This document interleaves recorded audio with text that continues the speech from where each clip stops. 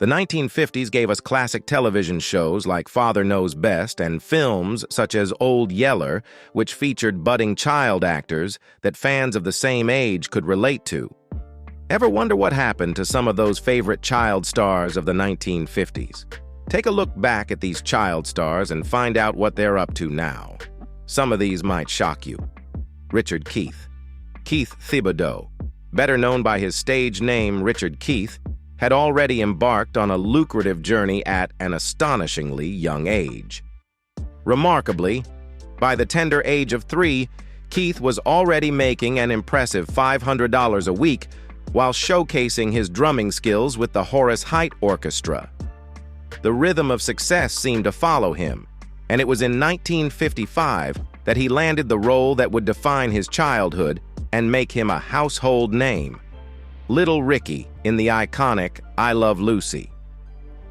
When Richard Keith casually strolled into his audition for I Love Lucy, as a precocious 5-year-old, little did he know that his talents would not only captivate the iconic Lucy, but also set him on a trajectory to become one of the biggest child stars of the 1950s. Lucy, initially intrigued by his cuteness, couldn't resist asking, "Okay, he's cute, but what does he do?" It was at that moment the young tyke, not missing a beat, walked over to a nearby drum set and proceeded to lay down a rhythm that blew everyone out of the water. That impressive drumming display secured him the iconic role of Little Ricky. Throughout the 1960s, Richard continued his acting journey with a recurring role as Opie's best friend on The Andy Griffith Show. However, after high school, Little Ricky decided to pivot back to his first love, drumming. Embarking on a musical career, he became an integral part of the rock band David and the Giants, contributing to their distinctive sound. His passion for music has been a constant thread in the fabric of his diverse career. Transitioning from the stage to the administrative side of the arts, Thibodeau took on the role of executive director in 1990. However, this wasn't just any organization. It was the ballet company founded by his wife, Ballet Magnificat. In 2017, Thibodeau expanded his artistic endeavors even further. Together with his wife, he co-founded Ballet Magnificat, Brazil. Beyond the world of entertainment, Richard Keith has ventured into the realm of literature, sharing his life's journey in an autobiography aptly entitled Life After Lucy, published in 1994. It's a captivating narrative that undoubtedly sheds light on the highs and lows of a life intertwined with fame, music, and the enduring legacy of one of television's most beloved shows. Reflecting on his eventful life, one might be tempted to seek out a copy of Life After Lucy soon, eager to delve deeper into the experiences and anecdotes that have shaped the remarkable trajectory of Richard Keith. Katherine Bonville, Catherine Beaumont, a name synonymous with the enchanting world of Disney animation in the 1950s, left an indelible mark on the hearts of audiences around the globe. Handpicked by none other than Walt Disney himself, she took on the whimsical journey down the rabbit hole in 1951, bringing the beloved character Alice to life in the animated classic Alice in Wonderland. Shortly after, she soared to new heights as the voice behind Wendy Darling in the magical 1953 masterpiece Peter Pan. Given her early success and the iconic roles she portrayed, one might have anticipated a long and illustrious career for Beaumont. However, life took an unexpected turn. By the age of 15, after the completion of these Disney classics, Beaumont faced a pivotal crossroads. Despite the allure of Hollywood, she chose a different path. Following her high school graduation, she ventured into the realm of live-action acting, securing roles, including an episode in the TV series Climax in 1955. Yet Beaumont's journey diverged from the traditional trajectory of a Hollywood star. In a surprising decision, she enrolled at the University of Southern California. For the next 36 years, she dedicated herself to a different kind of stage, classrooms. Beaumont became a teacher, imparting knowledge and shaping young minds. While show business took a back seat, it never fully left her life. Beaumont occasionally returned to the world of voice acting, reprising her iconic role as Alice in the 90s and 2000s. As the years passed, Katherine Beaumont, now Katherine, entered retirement, embracing the serenity that comes with a life well lived. At 83 years old, she resides in the contentment of a happily retired existence, perhaps far removed from the whimsical adventures of Wonderland, but equally rich in the fulfillment of a remarkable journey. Bobby Driscoll. Bobby Driscoll's journey into the world of stardom began with a remarkable endorsement from Walt Disney. When Disney Studios saw something special in his young personality, so much so that he became one of the first 2 actors placed under contract, it was a clear sign that he was destined for stardom. Indeed, Bobby Driscoll swiftly rose to become one of the most significant child stars of the 1950s. His early successes included memorable roles such as Jim Hawkins in Treasure Island and the iconic voice of Peter Pan in the beloved 1953 classic.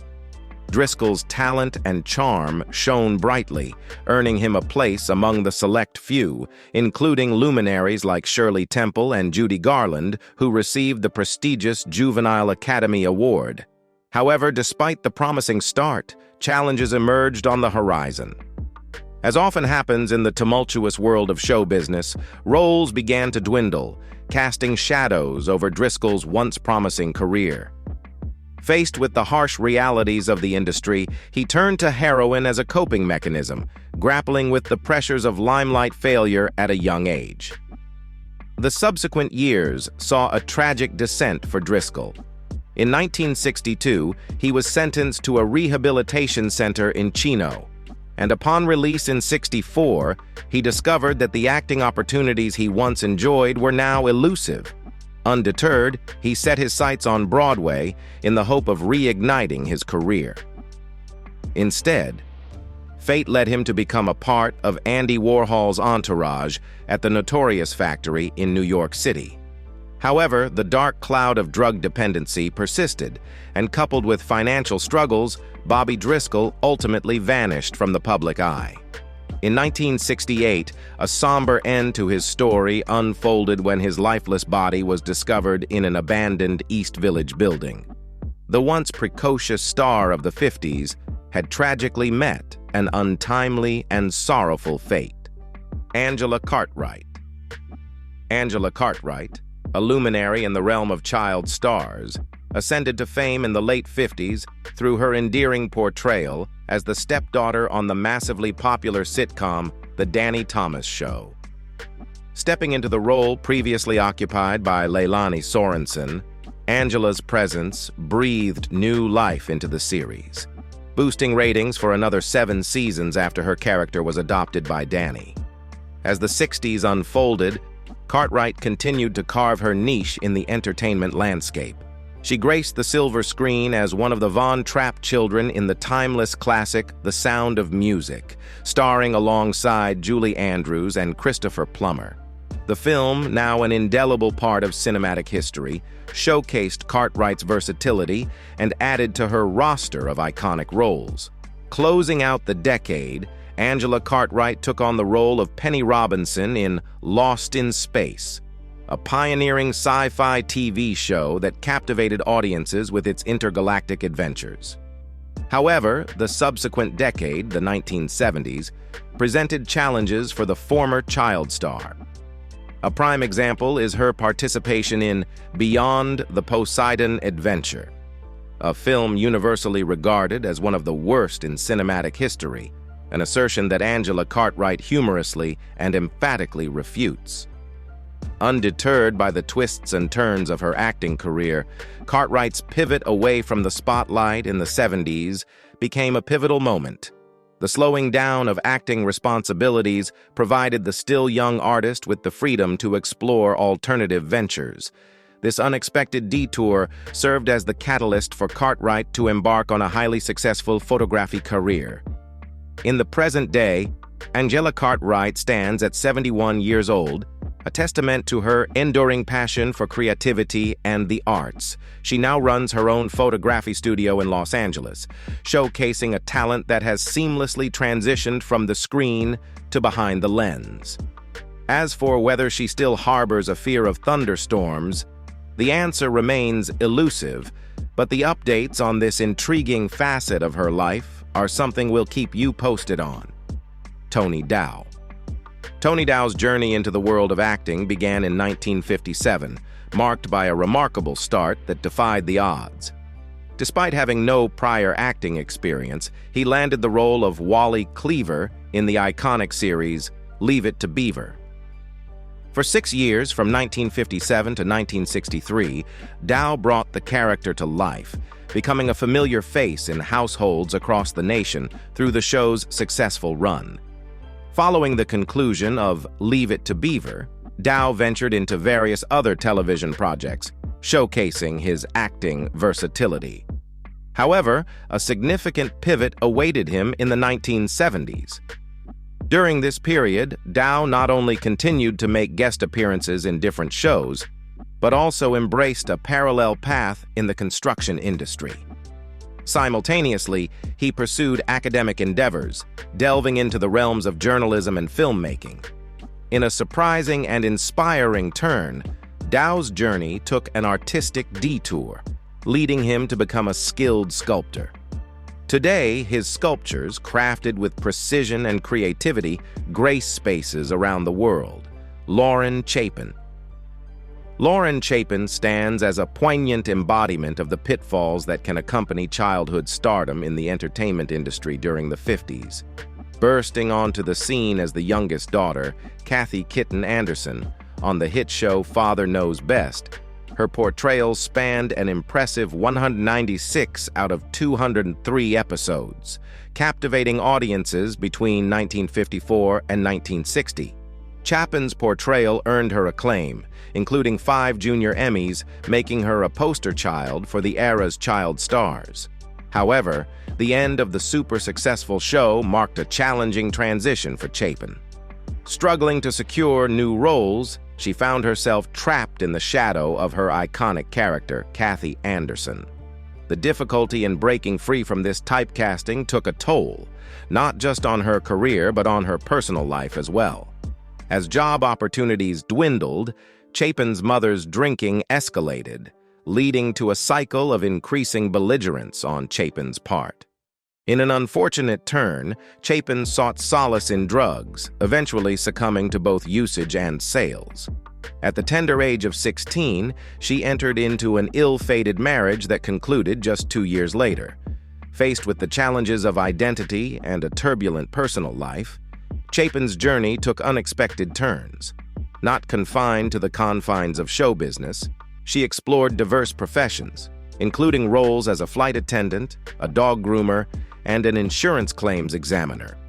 Despite the tumultuous chapters in her life, Lauren Chapin has emerged from the shadows of her past struggles. Presently, she stands as a symbol of resilience and transformation. Having overcome her battles with addiction, Chapin has found solace and purpose as an ordained minister.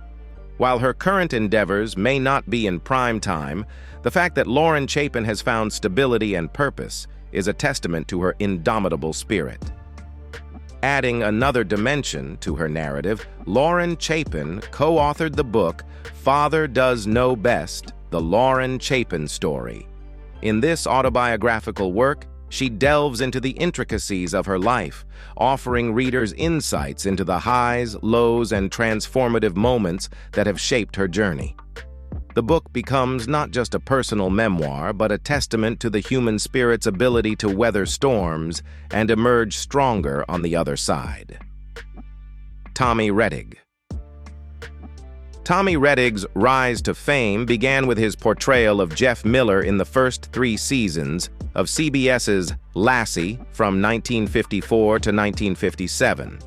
As a young actor, his talent and presence made a significant impact on audiences during the show's formative years. Beyond his television success, Rettig showcased his versatility by appearing in an impressive 17 feature films during his acting career. However, The desire for a normal teenage life led him to make a significant decision to step away from the limelight. Post-acting, Rettig's journey took unexpected turns, and he found himself entangled in legal troubles. Despite the challenges, he demonstrated resilience and underwent a transformative phase. Rettig pivoted towards a different path, emerging as a motivational speaker and, notably, delving into the nascent world of personal computers during their early days. Tragically, Tommy Rettig's life was cut short when he passed away in 1996 at the age of 54.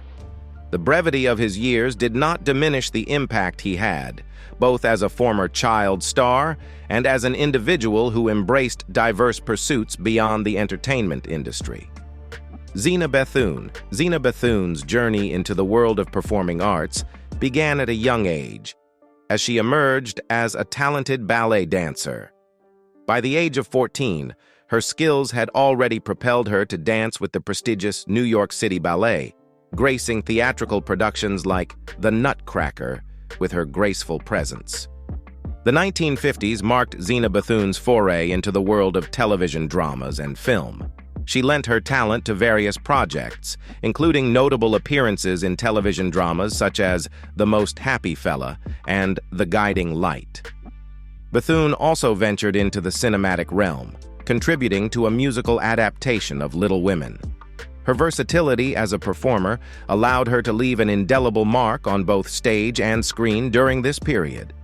In 1981, Zena Bethon took a pioneering step by founding Bethon Theatre Dance, a non-profit organization dedicated to dance and drama. This venture not only showcased her commitment to the arts, but also demonstrated her desire to create a platform for artistic expression. Additionally, Bethon's philanthropic spirit shone through with the establishment of Dance Outreach, a program specifically designed for disabled children. Through these initiatives, she sought to make the transformative power of dance and drama accessible to a broader and more diverse audience. Tragically, Zena Bethon's life was cut short in 2012 due to a hit-and-run accident. Her untimely passing was a loss not only to the performing arts community, but also to the beneficiaries of her philanthropic efforts. Zena Bethon's legacy endures through her contributions to the arts and her commitment to making artistic experiences inclusive and impactful for all. Eleanor Donahue. Eleanor Donahue's journey in the entertainment industry began at a remarkably young age. At just 5 years old, she stepped into the world of performing arts through dancing chorus film roles, showcasing her early talent and versatility. Over time, her path transitioned towards acting, setting the stage for a prolific career. Her most iconic role came in the form of Betty Anderson, the eldest daughter in the beloved 1950s sitcom Father Knows Best. Donahue's portrayal of Betty earned her a special place in the hearts of viewers, contributing to the show's enduring popularity. Beyond her role in Father Knows Best, Eleanor Donahue continued to make significant contributions to both television and feature films throughout her career. Her filmography boasts a multitude of credits, reflecting her adaptability and the diverse range of characters she brought to life.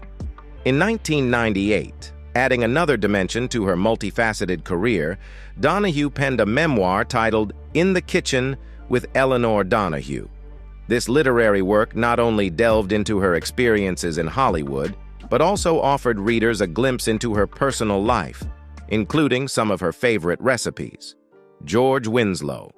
George Winslow's journey into the world of entertainment defied the typical trajectory of child stars. Unlike most, he embarked on a unique path, initially finding himself cast in some of the biggest Hollywood movies rather than starting on television.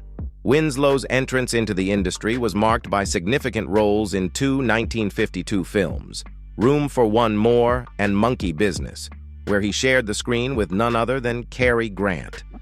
The following year, Winslow continued to make waves in Hollywood with his appearance in Gentlemen Prefer Blondes. His youthful charm and memorable performance included delivering an iconic line to Marilyn Monroe while she was stuck in a port window, showcasing a level of suavity not typically associated with an 8-year-old. Despite the promising start to his acting career, George Winslow chose a different course for his future. At the tender age of 12, he made the pivotal decision to step away from show business altogether. This decision marked a shift in his life journey, one that led him to serve in the Navy during the Vietnam War. Post-military service, Winslow went on to establish a long and commendable career in the U.S. Postal Service. Tragically, George Winslow's story reached its conclusion in 2015 when he passed away from a heart attack. At the time of his passing, Winslow was 69 years old. Carol Linley.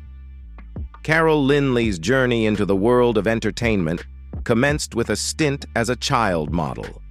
Her transition to acting marked the beginning of a trajectory that would see her evolve into a promising and celebrated personality in the industry. Recognition for Linley's early talents came in the form of the Theatre World Award, bestowed upon her for her standout performance in the play The Potting Shed. This accolade, awarded as one of the most promising personalities for 1956-57, foreshadowed the impact she would have in the years to come. The late 1950s saw Carol Linley's presence in films, with notable contributions to productions such as The Light in the Forest, Holiday for Lovers, and Blue Denim. As the years progressed, Linley continued to grace the silver screen, earning acclaim for her roles. Some critics highlight 1965 as the pinnacle of her career, recognizing the depth and versatility she brought to her performances. However, like many in the industry, she faced the inevitable ebb and flow, and by the late 1960s and 70s, her career experienced a decline. In 2019, the entertainment world bid farewell to Carol Linley as she succumbed to a heart attack at the age of 77. Her legacy endures in the cinematic landscape, marked by a career that spanned decades and left an indelible mark on the hearts of those who appreciated her artistry. Cubby OBrien. Carl Patrick OBrien, affectionately known as Cubby, carved his place in entertainment history as a drummer, and his journey into the limelight was uniquely shaped by the magic of Disney. Walt Disney himself personally selected O'Brien to audition for the Mickey Mouse Club. Despite limited experience in the performing arts, O'Brien found himself on the first-string Red Team, making memorable appearances on the iconic show throughout all 3 seasons. Post-Mickey Mouse Club, O'Brien continued to pursue his passion for music, showcasing his drumming skills with notable acts such as the Carpenters. The versatility of his talent led him to Broadway, where, since the 1980s, he has been a fixture as a drummer for various shows. Beyond his individual pursuits, O'Brien has maintained a connection to his Mickey Mouse Club roots by participating in Mouseketeer reunion performances. These reunions serve as nostalgic celebrations of a bygone era, reuniting the talented individuals who captured the hearts of audiences during the 1950s. As we journeyed through the captivating stories of these remarkable child stars from the 1950s, it was evident that their paths were as diverse as their talents. From the highs of Hollywood fame to the unexpected turns in their post-childhood pursuits, each narrative is a testament to the multifaceted nature of life in the spotlight. Do you have fond memories of watching these talented youngsters? Who was your favorite, and are there other gifted child stars from the 50s that we might have missed? Share your thoughts and recollections in the comments below. We read them all. And if you enjoyed this journey through nostalgia, don't forget to hit that like button and subscribe to our channel for more captivating content. Thanks for watching. Until next time, bye.